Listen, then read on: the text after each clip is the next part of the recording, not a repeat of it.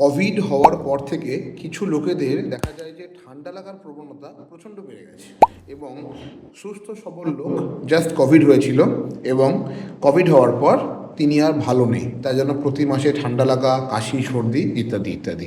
এবং যাদের দেখা গেছে কোভিডের জন্য হসপিটালে ভর্তি হতে হয়েছিল, অনেক সময় স্টেরয়েড ইঞ্জেকশন নিতে হয়েছিল বা অক্সিজেন দিতে হয়েছিল, তাদের কিন্তু এই সিমটমসগুলো আরও বেশি অন্যদের তুলনায়। কেন এক্স্যাক্টলি হয়েছিল? কোভিড ভাইরাসটার পুরো মেকানিজমটা যদি আমরা দেখি, সেখানে দেখতে পেয়েছিলাম কোভিড কিন্তু আমাদের বডির যেগুলো টি হেল্পার সেল, ওগুলো সমস্ত মেরে দিয়েছে। এর মানে কি? গোদা বাংলায় বলতে গেলে টি হেল্পার সেল কী করে?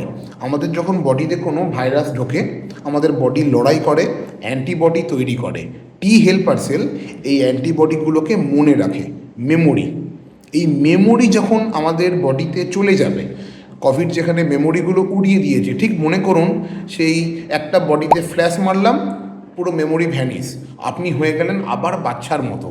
ঠিক যেন আপনার বডির ইমিউনিটিটা ওরকম কোভিডের পর হয়ে গেছে, পুরো হয়ে গেছে বাচ্চাদের মতো, কোনো মেমোরি নেই এবং আপনি জানেন না যে কোন ভাইরাসের জন্য কোন অ্যান্টিবডি তৈরি করতে হয়।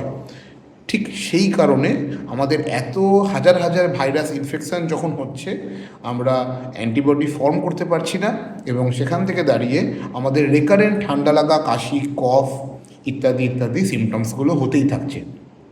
কি করতে হবে? আবার বাচ্চাদের মতো করে যেমন করে আমরা ইমিউনিটি বিল্ডিং করেছি, ইমিউনিটি বিল্ডিং করতে হবে।